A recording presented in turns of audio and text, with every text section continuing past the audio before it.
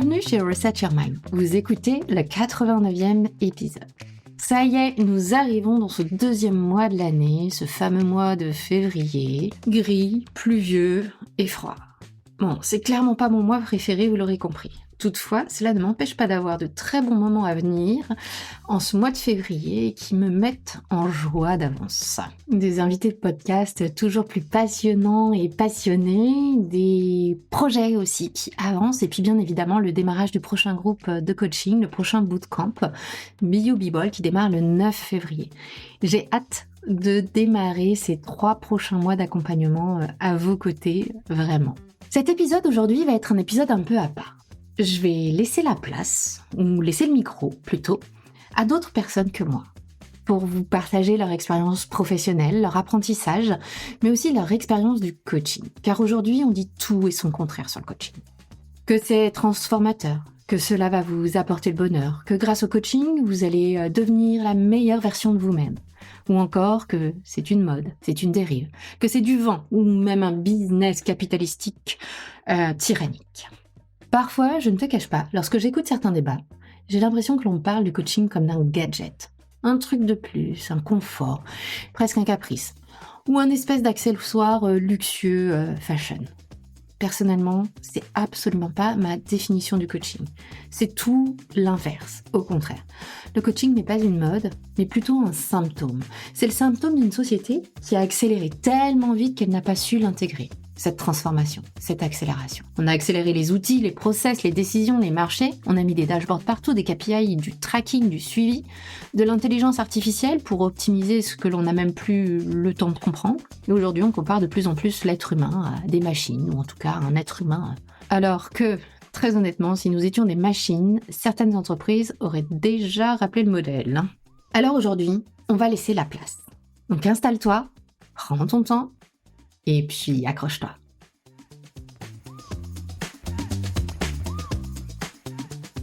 À toi qui écoutes cet épisode, je le répète souvent, Reset Your Mind n'est pas un espace pour performer plus. C'est un espace pour déprogrammer ce qui t'a tenu trop longtemps sous l'eau. Les fausses obligations, les exigences qui ne sont pas les tiennes.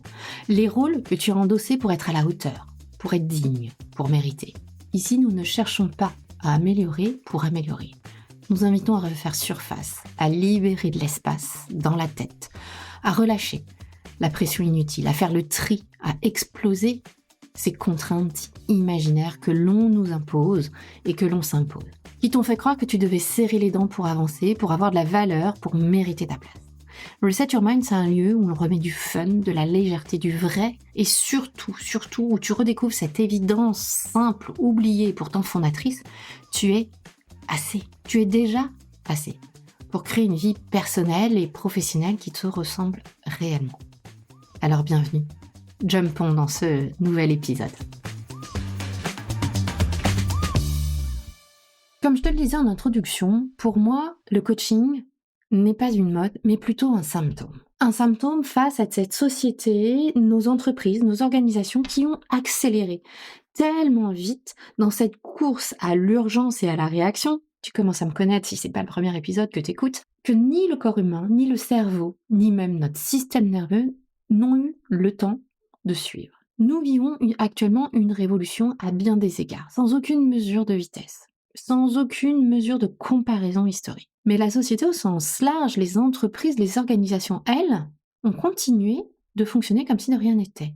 Et nous aussi, par défaut, pensant que c'était cette nouvelle normalité qui était la base pour chacun et chacune de nous. Alors il faut bien le reconnaître, seule une petite proportion d'entreprises aujourd'hui n'est pas dans cette course pour la course au CA, au chiffre d'affaires. Combien d'entreprises ont réellement des KPI, des chiffres de suivi, des baromètres sur leurs équipes, leur bien-être, leur implication, leur motivation? Je parle de vrais KPI de suivi, pas des KPI traficotés ou des Great Place to Work qui sont indexés sur des choses qui sont complètement biaisées. Je parle peut-être de la semaine de 4 jours, par exemple, du taux d'arrêt maladie, du taux de bien-être, d'évolution, de croissance en interne. À l'heure où le retour au bureau est de plus en plus imposé, difficile de croire que la priorité est à l'humain de manière généralisée. Encore une fois, attention, il y a des entreprises qui font vraiment des efforts et qui essayent vraiment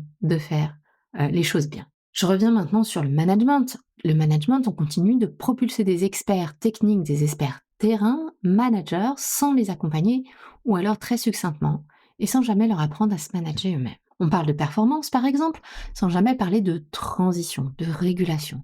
On parle d'engagement, mais sans jamais parler de sécurité intérieure. À aucun moment, on ne nous a appris à ressentir sans se juger, décider sans se crisper, traverser sans se blinder, sans se créer cette carapace, poser des limites sans se justifier systématiquement ou vivre l'incertitude sans perdre tous ses repères ou sa sécurité intérieure et se dissoudre. Alors aujourd'hui, je ne m'étonne plus des chiffres toujours en hausse, des burn-out, des insomnies, des ruminations sans fin, de l'hypercontrôle pathologique pour se rassurer, ou au contraire du désengagement silencieux, de cette perte de sens que l'on constate un peu partout. Le coaching n'est clairement pas la cause.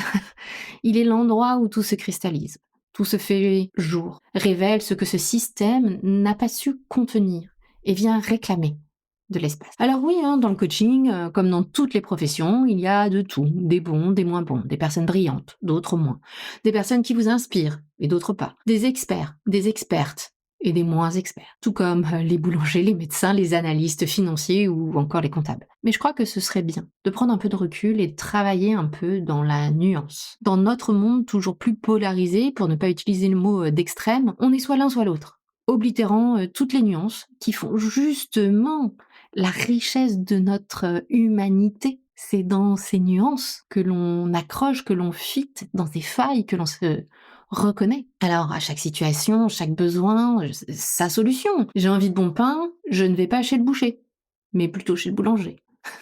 C'est pareil dans le coaching. Par exemple, je ne travaille pas sur des traumas lourds, des accidents de vie, des amputations, ce genre de choses. Ce n'est pas mon domaine d'expertise. Je n'accompagne pas de dirigeants sur de la liquidation judiciaire. Je suis pas experte dans ce domaine. Donc même si mes skills de coach pourraient aider sur de la lucidité, de la prise de décision et ce genre de choses, ce n'est pas là où j'ai le plus de valeur ajoutée.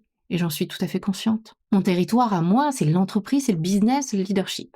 La décision, le pilotage d'équipe, l'énergie sous pression, là, garder le cap, travailler cette identité professionnelle et ce détachement aussi, et comment la nourrir. Parce que ce terrain-là, je ne l'ai pas juste observé depuis un livre, je l'ai vécu pendant 25 ans, avec des murs, avec des claques, avec des réussites, avec des moments de pur bonheur et des moments de pure déception, de pure frustration. J'ai passé plus de 25 ans dans les organisations en France et à l'international. J'ai vécu tellement de rachats, de changements d'actionnaires, de changements de board ou de comité de direction qu'en préparant cet épisode, j'ai essayé de les compter. Je n'ai pas réussi, je retombais jamais sur le même chiffre. Je suis sûre que toi aussi, tu en as vécu de ces moments étranges où du jour au lendemain, ton logo change, le nom de ton entreprise change, ta stratégie change, ton vocabulaire change, ton poste aussi, quand tu en as encore un, puisque parfois, même ton job finit par disparaître. Et oui, parfois, sans un mot, des équipes entières disparaissent. La moitié d'un comex n'est plus là. Un mail,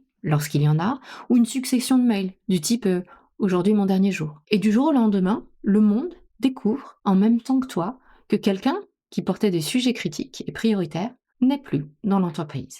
Parfois, il n'y a même pas de mail. Un matin, tu ouvres ta messagerie pour lui envoyer un mail, justement, ou une invitation à une réunion, et son nom n'est plus dans l'annuaire de l'entreprise. On peut raconter ce que l'on veut en comité de direction ou dans les instances dirigeantes, ça laisse des traces.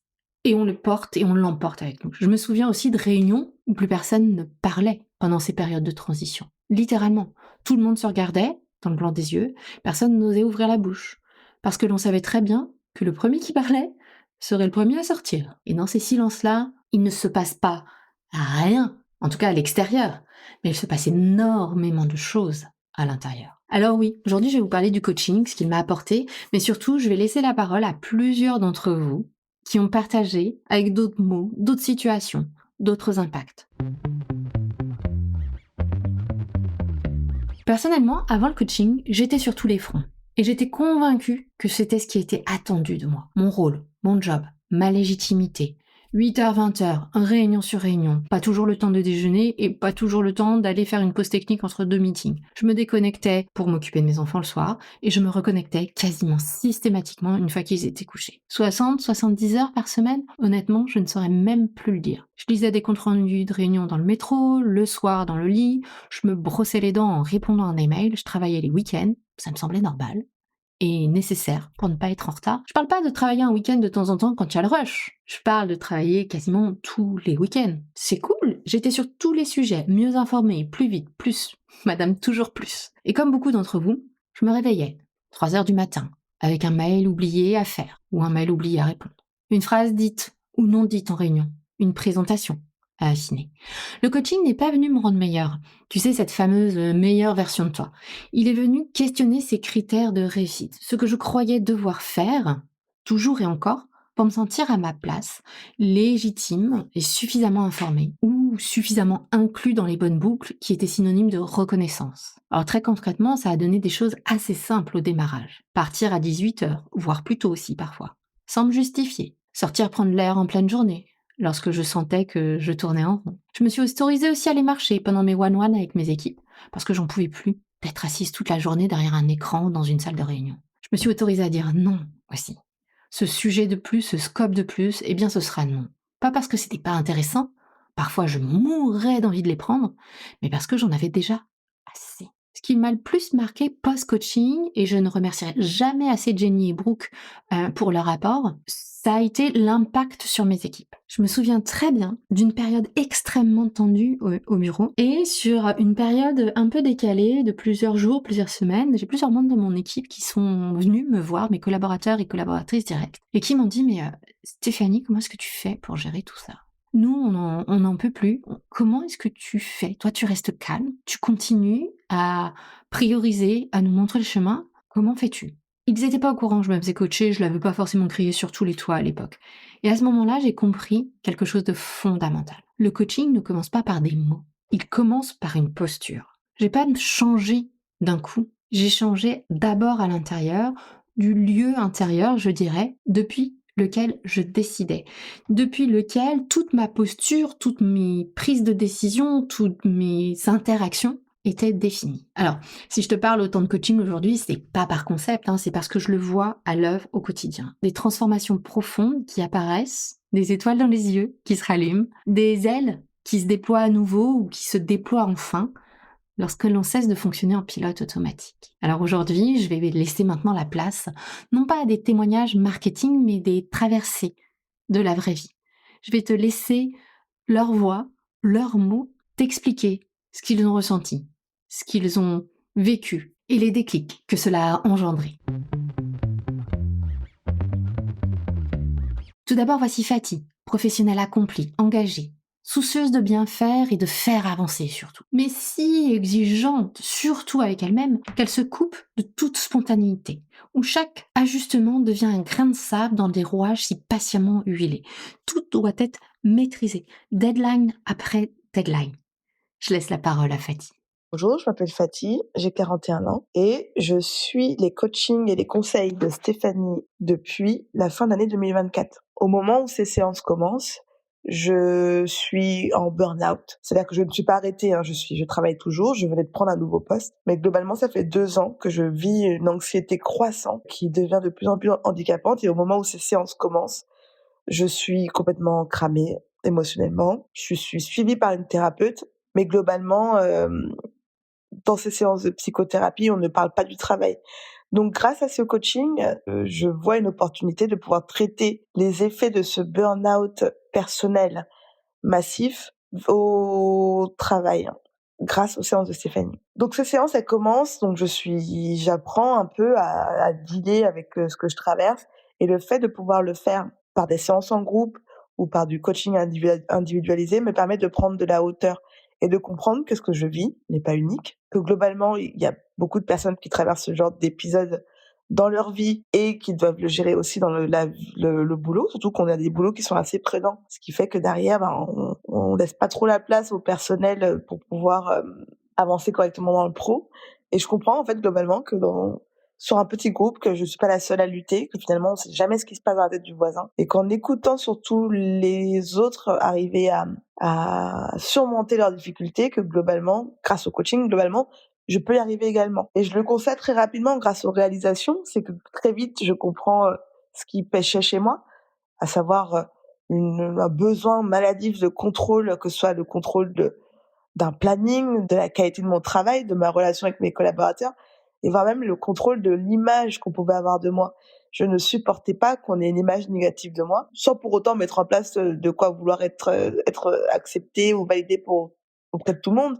C'est qu'en fait, il y avait un conflit de validation qui n'allait pas aussi avec le fait que je ne voulais pas être validée. Donc, autrement que par mon travail en tout cas, donc c'était très compliqué. Mais le fait de le réaliser très vite m'a permis de prendre de la hauteur sur ce sujet-là et surtout de regagner en confort au travail. Ce n'est pas grave de pas contrôler, ce n'est pas grave de ne pas être apprécié, et que c'était pas grave d'échouer, même si tant que j'avais mis toute ma force dans la bataille en fait. Globalement, ça permet un peu de plus de bienveillance envers soi, parce que c'était aussi quelque chose que je n'avais pas conscience et que les séances de coaching m'ont permis de réaliser. C'est la façon dont on se traite. Être bienveillant envers soi, c'est quand même la clé. Il faut apprendre à être bienveillant avec soi comme on l'est avec les autres. Et ça, grâce au coaching, j'ai réussi à le comprendre. Maintenant qu'on a dit tout ça, pour moi, je pense qu'il est nécessaire de conserver du coaching un peu régulièrement. Alors peut-être pas de façon aussi assidue, mais une fois de temps en temps, par trimestre ou par mois, de garder des points d'échange avec son coach, parce que on n'est pas à l'abri d'une rechute. Aujourd'hui, on est sur des vies qui sont tellement rapide, intense et accéléré, que du coup, ce qu'on travaille, il faut le travailler toute sa vie. On n'est pas à l'abri d'une rechute.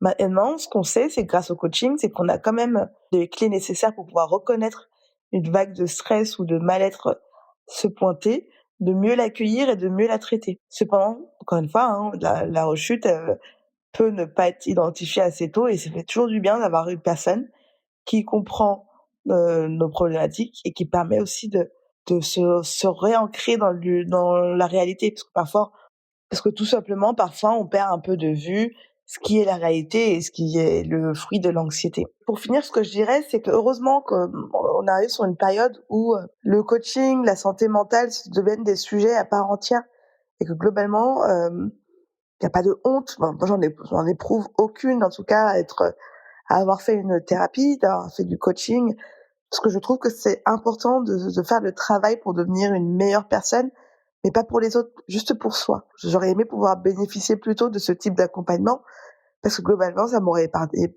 plein de tracas et sûrement mes premiers cheveux blancs.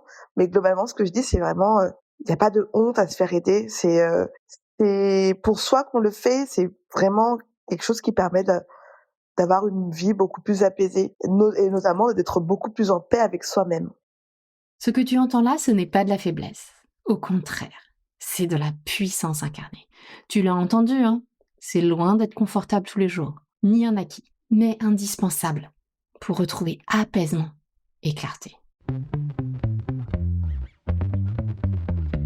Voici maintenant le partage de Lise, directrice de plusieurs départements, alors qu'elle-même ne l'aurait jamais imaginé. Pour Lise, avoir ses positions, ses responsabilités, signifiait renier ses valeurs. Et quand je te parle de valeurs, c'est vraiment des valeurs intrinsèques, profondément déterminantes dans sa personnalité. Alors que ces valeurs font partie de ses forces, de cette capacité à mettre en action, à fédérer des équipes qui n'ont pas forcément de points communs, mais lorsqu'elle est alignée avec ses valeurs, elle est inarrêtable. Je laisse la parole à Lise. J'ai commencé à me faire coacher en 2022. C'était vraiment une démarche volontaire de ma part. J'étais, au tout début d'une prise de poste. J'avais une promotion qui m'enthousiasmait beaucoup, mais pour laquelle je me mettais beaucoup de pression aussi. J'avais vraiment peur de pas être au niveau des attentes. D'ailleurs, quand j'avais postulé quand le poste a été ouvert, j'avais été évidemment, c'est quelque chose que je souhaitais, mais j'avais vraiment été poussée et encouragée, hein, par, mon entourage. Parce que j'avais des très gros doutes sur, ma capacité à être au niveau tout simplement. Avec tous ces doutes, avec ce sentiment d'imposture, c'était compliqué pour moi d'avancer. Je faisais énormément d'heures, j'avais une impression de devoir être partout à la fois pour faire mes preuves et cetera. Finalement, c'était devenu quelque chose qui, même si je l'avais souhaité, était très lourd à porter seul. Et même si mon objectif à la base était d'avoir via le coaching, un accompagnement dans cette prise de poste, ça a été aussi un énorme soutien sur le plan, personnel. Parce que j'ai traversé une période, dans ma vie personnelle qui était un peu compliquée, qui était, un événement pas attendu du tout, en parallèle de cette prise de poste et avec du recul, cet accompagnement m'a vraiment permis de tenir et de me prouver que j'avais tout à fait les capacités d'être à la fois du côté, personnel et du côté pro, de vraiment mener les choses. Pas parfaitement, mais d'être capable tout simplement et d'être capable, mais bien quoi, pas juste, un peu bof et depuis 2022, en fait, j'ai été coachée quasiment en continu par différentes personnes. J'ai fait quelques petites pauses, mais sur quelques mois, car à chaque fois, je me rendais compte que avoir ce point de vue extérieur, finalement, c'était un vrai plus pour moi, pour éviter de rester dans ma tête, avoir un autre éclairage sur une situation et aussi qu'on me pousse gentiment, en dehors de mes retranchements et de ma zone de confort là, comme on a l'habitude de dire et c'est vrai que depuis 2022, j'ai eu 3 promotions. J'aurais jamais imaginé avoir une carrière comme ça. La carrière était importante pour moi, mais c'est vrai que là, je me rends compte que je suis capable de faire ça, même si c'est pas toujours confortable et surtout, bah, j'y prends plaisir, en fait. Donc simplement, si je continue de me faire coacher, c'est parce que je vois des résultats concrets et mon entourage le voit aussi, donc c'est tout bénef et globalement, quand tout est embrouillé, quand je ne sais plus ce qui est, de la réalité, des films que je me fais dans ma tête, le coaching m'aide à prendre du recul par rapport à tout ça et à définir ce que je veux, tout simplement, ce que je veux, ce qui me convient et pas nécessairement ce que je crois imaginer qu'on attendrait de moi et qui pourrait hypothétiquement mal tourner. En fait, une problématique, qui revient fréquemment chez moi et puis que j'ai beaucoup vu chez d'autres personnes dans des groupes de coaching, c'est vraiment qu'on est souvent bloqué dans nos têtes. Moi, je procrastine beaucoup parce que des choses m'inquiètent.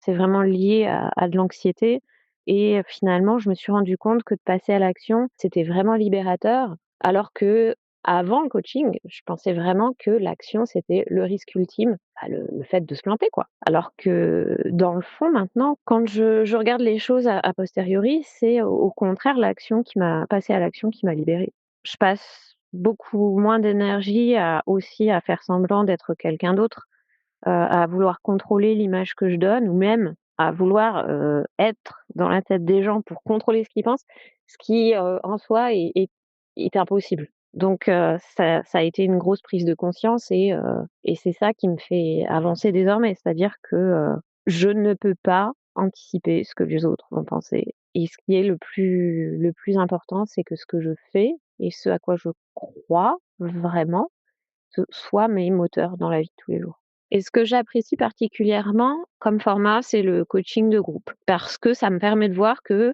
je suis pas toute seule avec mon cerveau, avec les pensées qui sont générées, à me prendre la tête sur des situations qui finalement, dans des milieux professionnels, dans des milieux sociaux différents, on a des thématiques qui se répètent. Enfin, je me rends compte qu'on est tous bloqués dans des situations qui sont très similaires et c'est vraiment super, encourageant de pouvoir échanger avec des gens qui passent par les mêmes, situations, qui passent par les mêmes doutes. Ça apporte un soutien, ça apporte une communauté aussi parce que depuis 2022, là, on est en 2026, il y a pas mal de personnes avec qui je suis restée en contact, avec qui on continue d'échanger sur des problématiques liées au coaching ou pas du tout, juste, des personnes qui sont devenues des amies et j'aurais jamais cru que quelque chose comme ça puisse se passer et c'est vraiment super précieux pour moi. J'espère qu'à travers ce que vient de te partager Élise, tu as conscience à quel point lorsque l'intérieur s'aligne, l'extérieur n'a plus besoin d'être forcé. L'intérieur attire, devient naturel, devient fluide et fédère, aimante, je dirais même. Je te partage maintenant le retour de Juliette, qui est directrice générale et qui vient de changer de poste il y a quelques mois. À ce niveau de responsabilité, le coaching ne sert plus à rassurer. Il sert à voir clair, à s'autoriser, à s'écouter. Et toujours à se remémorer ce fameux pourquoi, son cas, pourquoi est-ce qu'on est venu à ce poste, quelle est la mission que l'on a voulu prendre, porter et emporter avec nous. Lorsque tout s'accumule, c'est pas toujours si évident de garder ce cap. Et voir clair, aujourd'hui, est un avantage stratégique capital, surtout à ce niveau de poste. Tu m'as posé la question de savoir, ce que, le coaching avait, changé pour moi, en tout cas en termes de changement de mindset, ce que ça représentait et je trouvais que c'était vraiment une bonne question parce que, moi j'ai complètement vu la différence, d'autant plus à travers les personnes avec qui je travaille maintenant et qui n'ont pas fait justement ce travail de coaching pour pouvoir, avancer dans leur carrière. Pour moi, clairement, ce que ça a changé, c'est, le regard que je vais porter sur les situations. J'ai en début de carrière, je pense que je suis quelqu'un qui, voilà, qui est très perfectionniste, je suis très bonne élève, j'ai envie que les gens soient contents de mon travail et du coup, je vois dans mon début de carrière, j'avais vraiment ce sentiment de subir les situations. Que du coup, quand quelque chose fonctionnait pas comme je le voulais, bah, c'était un peu une fatalité, c'était la faute des autres. Et quand on se met dans cette position de victime, on peut être que perdant. Parce que du coup, on n'est pas au contrôle et en fait, au quotidien, on va pas se sentir bien et on va être dans un mindset négatif qui fait que même s'il y a plein de choses qui se passent bien, on reste un peu enfermé et en plus, bah, on peut pas vraiment faire changer la situation parce que de toute façon, on considère qu'on n'en est pas responsable et qu'on n'a pas de prise dessus. Et le coaching, ça m'a vraiment permis de réaliser qu'en fait, il y a plusieurs manières de voir une situation et qu'on peut tout à fait rester au contrôle, même quand on n'a pas toutes les clés en main. Effectivement, il y a beaucoup de choses qui s'imposent à nous, des décisions, des événements géopolitiques. Voilà, il y a beaucoup de choses qu'on ne contrôle pas dans notre vie. Pour autant, on maîtrise ce qu'on en pense et à partir de là, on peut trouver une forme de contrôle et de se dire: «Pourquoi est-ce que j'en pense ça? Et qu'est-ce que je fais de ces pensées? Et comment j'avance avec ça?» Et de se faire accompagner pour transformer du coup cette manière de voir les choses, bah, c'est hyper puissant. Parce qu'effectivement, je te cache pas que même une fois qu'on le sait au quotidien, on arrive encore à voilà, se perdre un peu dans tout ça, avoir le sentiment de subir, surtout quand ça s'accumule. Mais je pense qu'une fois qu'on a appris ça, c'est ancré et en fait, cette position de victime, bah, elle sera plus tout à fait la même. On arrivera toujours à un moment donné à prendre le recul suffisant pour avoir de la clarté et pour pouvoir continuer d'avancer. Donc voilà, je pense qu'en tout cas, s'il y a bien une chose qui est sûre, c'est que se faire coacher, c'est investir en soi pour se donner les moyens, en fait, trouver vraiment les clés en nous, de continuer à avancer même dans les situations difficiles. Voici le retour maintenant de Myriam. Myriam, professionnelle engagée, maman passionnée. Elle n'a pas froid aux yeux, elle ne lâche rien et se réinvente en permanence. C'est là, pour elle, que le coaching prend tout son sens.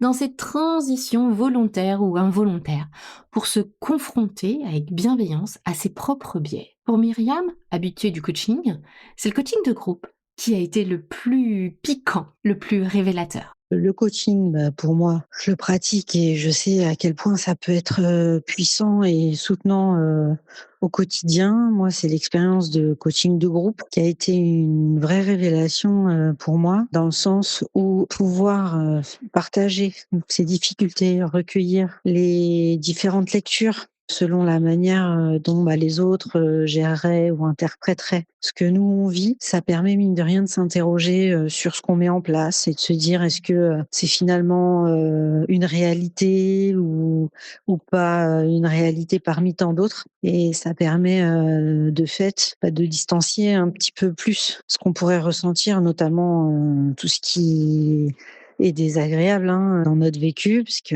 tu le sais bien, quand tout est bien frais, sympathique, on se pose beaucoup moins de questions. C'est toujours quand on est dans l'inconfort qu'il y a de la résistance. Bah, j'ai appris que du coup, c'est peut-être justement quand ça pique et qu'il y a de la résistance qu'il faut être en capacité d'entendre le point de vue des autres pour prendre un petit peu de hauteur sur soi, avec toute la bienveillance que ça nécessite, hein, évidemment, pour pas s'auto-saboter. Bah, ça fait avancer, en fait, dans tous les cas. Ça permet aussi de se lâcher la grappe, hein, mine de rien, d'accepter que on fait ce qu'on peut et que c'est déjà bien que ça soit fait et non parfait. Hein. Ça, c'est la bonne réplique que je diffuse moi aussi hein, dans les accompagnements que je fais. Donc, c'est vraiment parlant. Et puis, moi, je pense que tout le monde devrait pouvoir avoir accès à des séances de coaching parce que quelles que soient les périodes de la vie qu'on vit, dans le pro, dans le perso.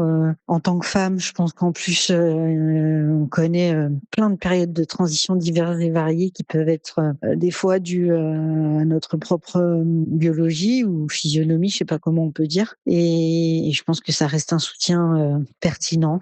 Donc, toutes les séances que tu proposes, c'est autant d'appuis sur lesquels on peut, aller, poser nos valises émotionnelles et reprendre aussi un peu de l'énergie, auprès d'autres visions d'une situation dans laquelle on pourrait se sentir bloqué.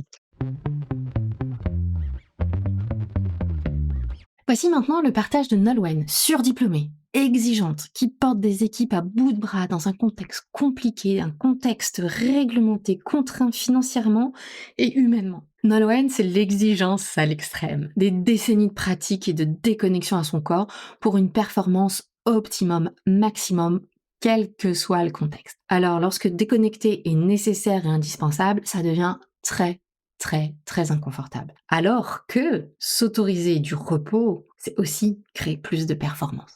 Alors le coaching s'est imposé à moi dans ma vie parce que un petit peu avant le covid, j'ai eu une promotion avec un poste qui a été, créé des nouveaux, avec une fonction de management, auquel j'étais pas forcément, préparée, moi, dans mon domaine de compétences, qui n'est pas au départ du management, avec, ce qui était bien sûr une promotion et en fait, pas forcément de guidelines, pas d'appui et parfois aussi beaucoup de doutes, un gros sentiment, et c'est ça qui m'a fait venir vraiment au coaching, d'illégitimité, de me dire: «Est-ce que je suis vraiment à ma place?» Voilà, «Est-ce que je suis vraiment experte?» Et du coup, comme c'était aussi parallèlement la période du covid, je me suis mis à pas mal regarder, de podcasts sur, de type, développement personnel, coaching, également, coaching, du coup, en leadership féminin et l'un d'eux, bah, au départ, proposait, du coup une formation, de coaching et je me suis dit: «Bah, pourquoi pas? Allons-y» parce que probablement que c'est ce qui peut actuellement le plus m'aider et à l'époque, c'était vraiment, travailler un sentiment, d'illégitimité, de me sentir à ma place dans ce poste, du coup de management et avoir aussi quelques outils, pour y arriver. Alors, pourquoi le coaching et peut-être pas, aussi plus des cours de management? Je pense que l'un n'exclut pas l'autre, mais finalement, ce que le coaching apporte, c'est surtout, de me comprendre, d'arriver aussi à savoir comment je fonctionne et peut-être, plus que, un support, théorique, ce que j'ai toujours eu toute ma vie. Là, c'est vraiment une réflexion sur, avoir quelqu'un qui est capable, en fait, de vous poser les bonnes questions pour vous faire prendre conscience de mécanismes, de fonctionnement, des parts, en tout cas et des couches de jugement que vous avez, par rapport à vous et qui souvent, sont votre plus mauvaise conseillère avec une certaine dureté envers soi-même, avec tout ce qu'on s'accorde pas, on voit beaucoup ce qui nous manque, mais en fait, on n'appuie pas toujours aussi sur, quelles sont nos forces, quelles sont, nos zones de génie et c'est de remettre aussi une juste balance parce qu'on a souvent tendance à vraiment, se déprécier, surtout en tant que femme et notamment, en tant qu'entrepreneuse dans des postes à responsabilité, puis même au quotidien. Voilà, on a toujours été habitué à être multitâche, à pouvoir fonctionner sans souci, à tenir à portée et le coaching est capable effectivement à un moment donné de dire, stop et de dire: «Mais attends, voilà, regarde où tu en es, qu'est-ce que tu as fait aussi?» de se le valider, de se l'approprier et puis de se dire: «Et maintenant, voilà, comment ça pourrait être? Comment, peut-être faire autrement?» et surtout faire un pas de côté.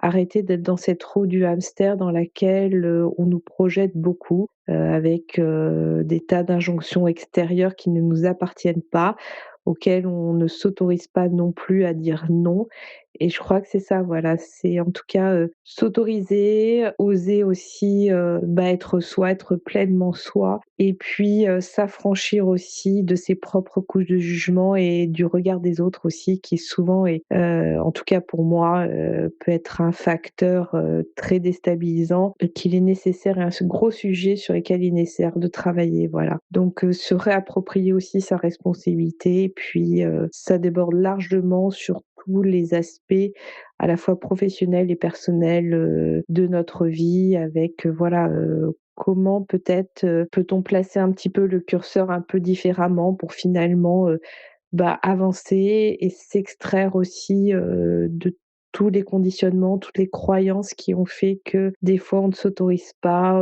on procrastine, on repousse à plus tard, on s'autoflagelle et je pense que c'est ça qui est vraiment un plus dans le coaching et qui fait avancer avec un coach, en quel on a confiance, qui, va appuyer là où il faut appuyer pour, se dire: «Ah bah non, mais en fait, finalement, voilà, je suis vraiment, avec des pensées, qui ne sont pas à mon service et je suis souvent pas du tout ma meilleure amie. Je suis très sévère avec moi et je m'inflige des choses qu'on n'infligerait pas forcément à son pire ennemi». Alors, quel est le plus gros changement de mindset chez moi? Alors, je dirais que pour ma part, j'ai toujours été habituée en fait à travailler avec des rythmes assez extrêmes où, je suis, plus à 200 qu'à 100 et peut-être le vrai, changement de mindset en tout cas, c'est m'autoriser aussi actuellement à ralentir, à m'autoriser ce droit aussi de dire, «Bah non, là ça suffit, ce que j'ai fait est suffisant, je n'ai pas besoin en fait de plus de reconnaissance aussi de l'extérieur, mais la reconnaissance et l'auto-validation vient de moi et que mon bien-être aussi et même mon efficacité vient justement parfois du fait de ralentir et pas au contraire d'être encore plus multitâche, de se prendre encore plus de surcharge de travail et d'y aller coûte que coûte, de tenir, de pouvoir aussi beaucoup déléguer, actuellement par rapport à là où je suis partie, de m'appuyer aussi sur, du coup plus sur, à la fois à titre personnel et à la fois à titre professionnel sur, en tout cas des gens de confiance et des gens aussi d'ailleurs qui, sont eux-mêmes coachés et là je ressens toute la différence aussi même au niveau, nos échanges, nos prises de conscience et de savoir des fois aussi, quand on dysfonctionne et en miroir aussi ça peut nous aider à se dire: «Ah bah tiens, là il y a quelque chose, où là il faut que je m'arrête et voilà et qu'est-ce qui se passe actuellement? Quelle est l'émotion? Quelle est la pensée derrière? Et en quoi ça me convient et en quoi je peux la changer?» Voilà et du coup aussi, cette autorisation, c'est aussi en rapport avec, le fait de lâcher, le regard des autres, de me dire aussi que alors ça c'est, le plus difficile et ça demande encore du travail et c'est la signature un peu de Reset Your Mind, c'est que nous sommes assez, qu'on a déjà en fait, tout ce qu'il faut en nous, pour avancer et mener, du coup, la vie en tout cas qui nous correspond le plus possible et qui soit le plus, à notre service et je pense que voilà, c'est ça qui fait vraiment la différence. Voilà, c'est s'autoriser, oser, lâcher, non seulement le regard des autres, mais aussi ses propres jugements qui, encore une fois, j'ai déjà dit, sont les plus terribles sur nous-mêmes et finalement, voilà, être fier de qui on est, de ce qu'on fait. Pourquoi je continue le coaching? Alors parce qu'essentiellement, ça m'apporte en tout cas un équilibre, au quotidien indispensable. Souvent, voilà, même si maintenant je suis capable de m'auto-coacher, il y a certains moments où on peut pas être tout seul aussi et d'ailleurs ça, c'est ce que le coaching aussi apprend et qu'avoir quelqu'un qui, surtout en cas d'urgence là, quand la roue du hamster, les pensées, les sollicitations extérieures, s'emballe, est capable un peu déjà de voilà, d'aussi de mettre en pause notre petit mental, de retrouver de la clarté, de retrouver de la sérénité, comprendre et d'avancer et je pense que voilà, on est dans une période qui expose à des challenges en continu quand on est à certains postes et puis même à titre personnel, il y a toujours des doutes et puis, ça a des montagnes russes et donc être soutenu et apprendre à cheminer toujours dans une meilleure connaissance de soi, dans un meilleur alignement, me paraît vraiment essentiel et voilà et c'est devenu en tout cas, une de mes aides au quotidien, presque une hygiène de vie, voilà, de m'auto-coacher, de continuer en tout cas un coaching, alors d'ailleurs que ça soit en one to one ou en groupe avec, souvent, voilà des réticences à franchir, le fait de se faire coacher avec, d'autres gens qu'on connaît pas. Mais très vite, en fait, on va s'apercevoir qu'on partage souvent les mêmes problématiques et qu'en miroir, c'est extrêmement utile et enrichissant et puis que ça permet aussi, de beaucoup évoluer et d'avancer aussi, la force d'un groupe aussi est très riche donc pas forcément hésiter. Voilà, certaines problématiques, c'est vrai que le one to one permet d'avancer peut-être de manière plus précise et plus, spécialisée.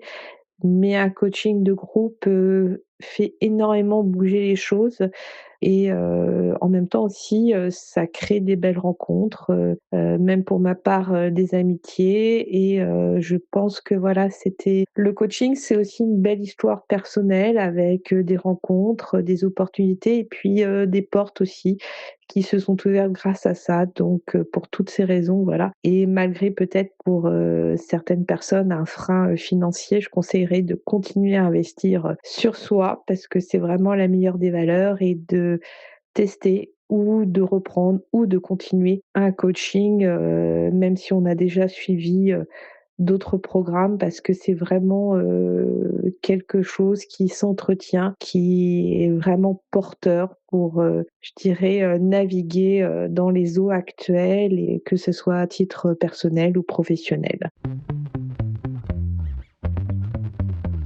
Pour finir, voici Julie. Julie s'est épuisée à vouloir prouver toujours plus lors de sa prise de poste.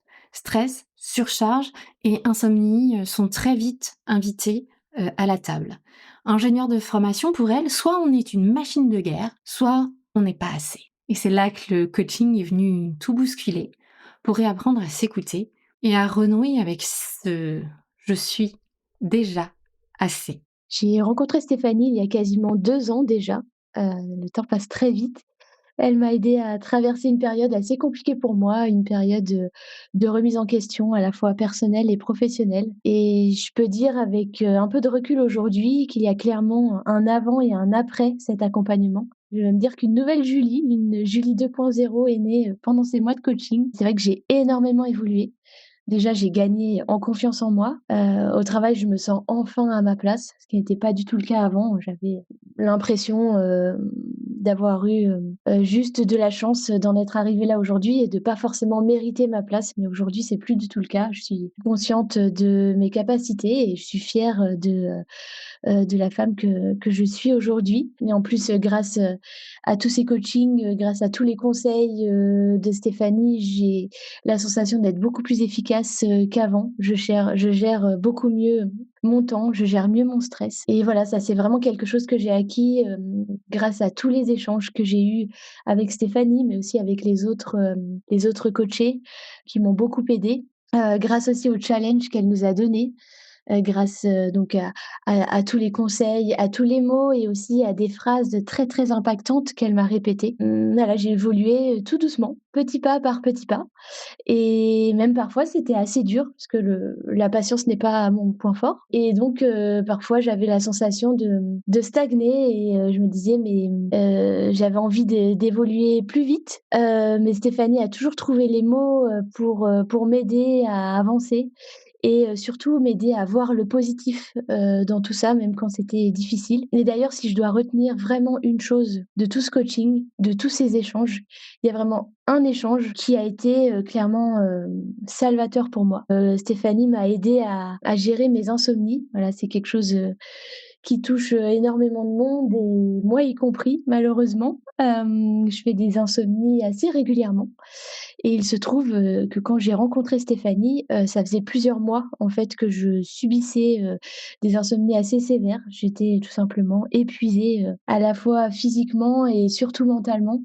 J'en avais tout simplement marre, je ne savais plus quoi faire pour gérer ça. J'en étais arrivée à un point où j'allais me coucher avec, la boule au ventre, avec le stress de ne pas réussir à dormir et donc évidemment, ça me maintenait éveillée et donc un matin, j'ai eu, un matin qui a suivi, d'ailleurs une nuit blanche, j'ai eu un échange, avec Stéphanie et en 30 minutes, vraiment en 30 minutes, Stéphanie m'a posé les bonnes questions. Elle m'a dit les bons mots, qui m'ont permis, d'avoir un réel déclic. J'ai complètement switché dans ma tête et vraiment depuis ce moment-là, je ne vis plus du tout les insomnies de la même façon. Je le vis, beaucoup mieux. J'ai toujours des périodes, où je dors mal. Stéphanie m'a clairement appris à lâcher prise et à arrêter de me mettre la pression par rapport à ce manque de sommeil. Maintenant, en fait, j'ai tout simplement décidé de bien prendre et d'accepter ces insomnies et juste le fait d'être consciente que je peux,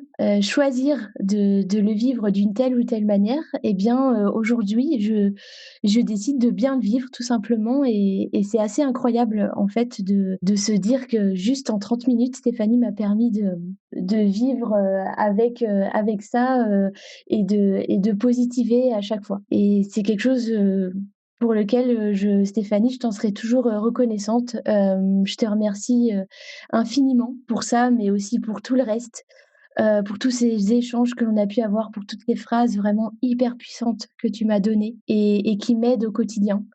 Merci tout simplement de m'avoir permis, de m'épanouir et d'en être, où je suis, aujourd'hui. Voilà et d'ailleurs juste, une petite précision avant de terminer. Là, je suis en train de faire un message vocal, pour que tu puisses le publier éventuellement, en podcast et en fait, jamais j'aurais pu, faire ça avant. Jamais, je me serais lancée.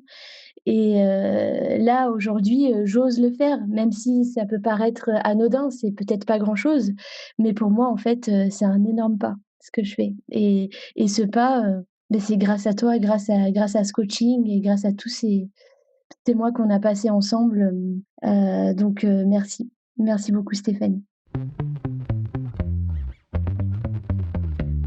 Nous vivons dans une société qui ne nous a pas appris à nous écouter, à cultiver cette force pourtant si indispensable de ce que notre corps nous transmet, de ce que notre esprit essaye de nous faire comprendre face à des situations. Il y a des réactions parfois épidermiques, mais notre corps, notre cerveau nous veut du bien dans l'absolu. En revanche, ce que l'on nous apprend depuis toujours, c'est à performer, à avoir une bonne note, à se comparer, à tenir, à entrer dans les cases, à entrer dans les codes, à respecter les codes, dans l'attendu. Mais on ne nous a jamais appris à piloter, à s'écouter, à se réguler, à se repositionner, à décider sans se renier. Car se renier, c'est se couper de son élan vital.